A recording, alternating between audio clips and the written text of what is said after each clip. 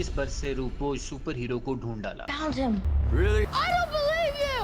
Oh, cool. Sylvester Stallone की नई film स्मार्टिन का ट्रेलर जारी। प्राइम वीडियो ने हाल ही में फिल्म स्मार्टिन का पहला ट्रेलर जारी किया है, जिसमें हॉलीवुड के लेजेंड सिल्वेस्टर स्टैलोन ने बतौर रिटायर्ड सुपर हीरो अदाकारी की है। इस फिल्म में यूफोरिया के जेवन वॉल्टन ने भी एक 13 साल लड़के के तौर पर अदाकारी के जोहर दिखाए हैं, जो टाइटस मार्टिन को जराइम से दोबारा लड़ने के लिए कायल करने की कोशिश कर रहा है। ट्रेलर में अफसानवी ग्रेनाइट सिटी दिखाई गई है। ये शहर फलकबोस इमारतों, कानून और जराइम से भरा हुआ है। फिल्म 26 अगस्त को पूरी दुनिया में online film streaming service prime video पर रिलीज होगी।